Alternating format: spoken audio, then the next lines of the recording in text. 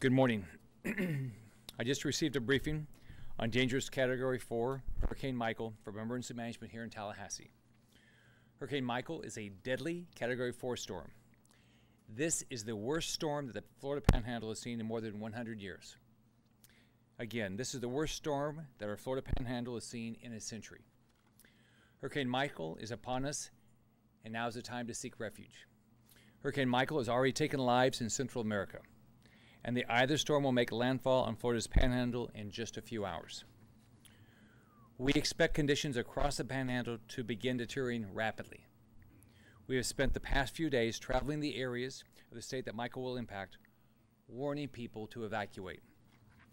Now the storm is here, it is not safe to travel across the Panhandle. If you are in a coastal area, do not leave your house. The time to evacuate in coastal areas has come and gone. Listen to local officials. If you're an inland county, you may have one last chance to seek shelter, but only do so if local officials say it's safe. Again, if you made the choice not to evacuate, please find a place to shelter, seek a place of refuge. But if it is not safe to leave your home, don't leave.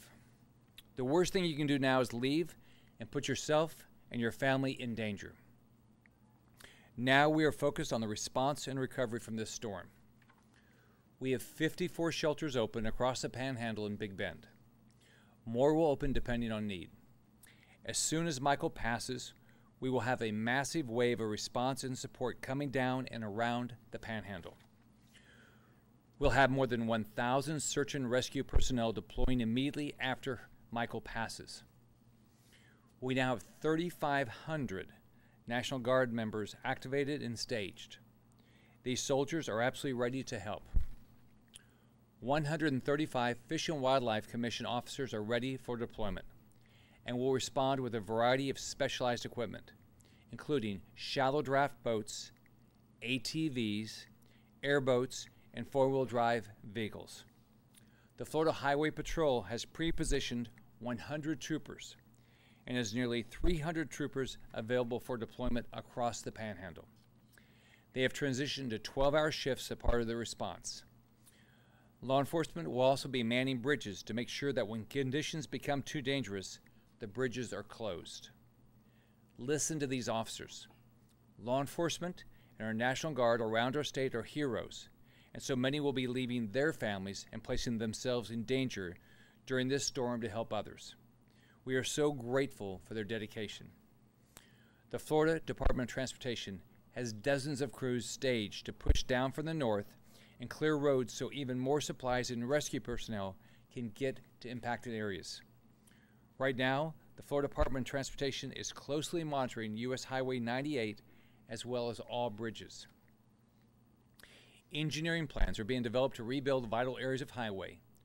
We will work around the clock to make sure that roads and bridges reopen as quickly as possible. We have trucks loaded with tons of food, water, and other critical supplies ready to move in. We will deploy medical assistance teams, and we have hospital augmentation teams to make sure the medically needy are safe and receiving care. The Florida Department of Health currently has 3 special needs shelter augmentation teams with 22 staff in place. We have 18 ambulance strike teams with 90 ambulances. We have 3 federal disaster medical assistance teams with 105 staff, 5 disaster management assistance strike teams with 35 staff, 3 disaster management assistance team task forces with 42 staff. The Florida Department of Health has also contracted with the International Medical Corps to obtain additional resources for assistance, including 50 nurses, 2 hospital emergency department teams, and 1 emergency hospital. The Florida Agency for Healthcare Administration is in contact with healthcare facilities to ensure they have the resources they need. You've heard me say all week how important it is to get the lights back on after the storm. There are 19,000 personnel staged to begin utility restoration, and we will be posting power outage numbers from every utility. Getting power back on is absolutely critical to our recovery and response effort, and it is a top priority. We've also focused on keeping all communication lines open, and we are not seeing any communication outages right now. We're also thankfully not seeing any widespread fuel shortages or outages. Following the storm, we will have resources available to quickly make sure fuel is moving to where it's needed. The State Emergency Response Team has been holding regular calls with the fuel industry and ports in Florida to ensure they can get gas to all areas safely. Floridians can download the app Gas Buddy to check where fuel is available. President Trump has approved the pre-landfall disaster request we made on Monday, and that will help with resources and response. I just spoke with the President, who again offered all available federal resources. We continue to be in constant contact with FEMA and their team in the State Emergency Operations Center. That includes experts from Homeland Security, the EPA, the Department of Defense, Health and Human Services, and the Army Corps of Engineers. Along our coast, communities are going to see unimaginable devastation. Think about the devastation we've seen before with storms like Hurricane Irma. The Panhandle and Big Bend will see winds in excess of 145 miles per hour. Think about that, 145 miles per hour. Again, Hurricane Michael is forecast to be the most destructive storm to hit the Florida Panhandle in a century.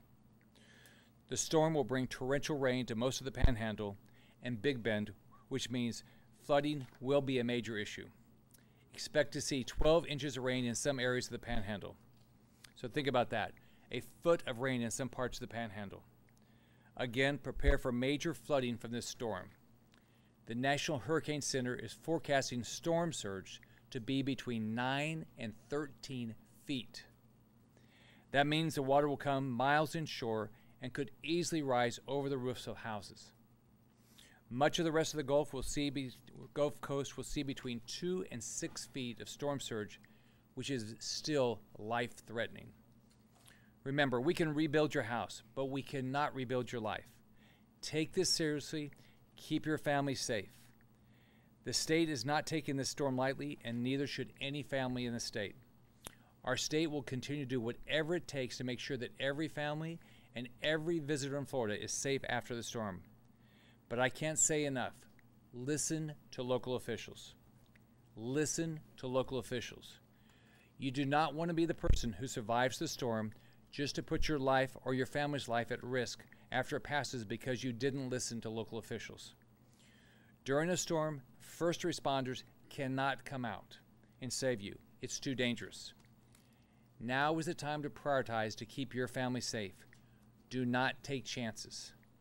So, let's all be safe, stay alert to weather updates, watch this storm closely, listen to local officials. We all have families. I'm a dad and I'm a grandfather. My family is the most important thing to me, and I cannot imagine anything happen to them. I don't want anything to happen to any family in this state. During disasters, Floridians take care of each other. We've seen that time and time again. We saw this after Irene, Matthew, Irma, and Maria. Floridians are strong. Floridians are resilient. There is nothing our state cannot recover from because there's no state that cares, loves, or comes together like Florida. Hurricane Michael cannot beat Florida. Visit floridadisaster.org for information on shelter and emergency assistance following the storm. You can visit fl511.com for current road conditions. Families can also call the State Emergency Information Line for assistance. You can also follow us at FLCERT or FLGovScott on Twitter for live updates on Michael. Con la llegada de este huracán, lo más importante que cada familia puede hacer es tener un plan. I'll be glad to answer any questions. This is devastating. Governor, there's a lot of political ads airing right now, including the one criticizing Tallahassee Mayor Andrew Gillum for response to Hermine. Should those be airing during the storm? You can talk to individual campaigns. I'm spending my time. I'm spending my time getting the state ready. Now I'm going to spend my time recovering. Governor, your schedule said you spoke to someone in Bay County. Is that the? It looks like that's where it's going to have a great deal of impact. Well, we still got 6 hours, so it all depends on where it moves. The But I mean, Apalachicola is already getting big storm surge. I mean, I think it's might be worse one place than the other, but golly, it's going to be horrible. I mean, all along that area. Whether look at whether you get 6 foot of storm surge or 13 foot of storm surge, it's deadly. Do you have a sense of how many people haven't evacuated in areas they need to? No, when I left Franklin yesterday, that was the city I went to yesterday. They were saying there's still, like one of the islands, they're telling me there's still 50 people sitting on the island, and they've talked to them, and they've sent sheriff's deputies down to talk to them, and they're not going to evacuate, and so I'm scared to death for them. So I hope nobody keeps any kids down anywhere. I mean, it's one thing for an adult to make a decision. I just hope no one made the decision for a child. Yes, sir. Hi. Has there been, when you spoke with President Trump, did he make any mention of his ongoing conflict with Andrew Gillum and the war words they kind of had between each other just recently, just as the storm has been arriving? I talked to the president just, I don't know, 10 or 15 minutes ago, and all he talked about was making sure we had all the federal resources. Yeah. There was an email that went out yesterday to some local officials that seemed to raise concerns about whether they were really ready. Are you concerned? Like, what is the problem there, and why weren't they ready? I think people are getting ready. I think this thing happened fast. I mean, if you look at how fast this thing happened, it wasn't like Irma, where I don't know how many days, but we had a long time, or when what was happening with Florence was coming for a week. This one happened very quickly, and I think I think everybody's pushing as hard as they can to get everybody ready. I think whether it's state, federal, local resources, everybody's doing, trying to get everybody ready. So. Done more ahead of the start of hurricane season, or I mean. I don't know. My job is, my job was to do everything I could to get people to evacuate, help people get ready. What we're doing here is respond to whatever needs anybody has. We'll do everything we can. What I'm worried about now is I want everybody to survive. I don't want anybody to lose their life during the storm, and then we got to keep everybody safe afterwards. So. All right, we'll take one more question. Governor, I wanted to ask you, you've been preparing, and all of a sudden there's nothing else you can do but wait. What is that like personally and as governor? Well, you pray that everybody listened, and maybe it'll be less. Hopefully, we prepared something worse than what's going to be. I don't know, but I think today is making sure that we're ready for the response. We have you can see them today even coming in, but we got recovery and response teams ready to deploy. I know I've talked to utilities. I didn't talk to them this morning, but I've talked to them yesterday, and they're still getting more utility workers ready. But if you look at all the resources, people are getting ready. Now the question is going to be is how bad will it be? We've got to do a good job with deploying them. But once this happens, people have got to be cautious. There's going to be down trees, down power lines, flooding. We're going to have all these issues. So survive this storm, and then don't do anything foolish. And I know the locals are going to work their tail off to keep people safe. We're going to do everything we can and send people out to keep people safe. I'm praying to God people will be safe. All right, thank you so much.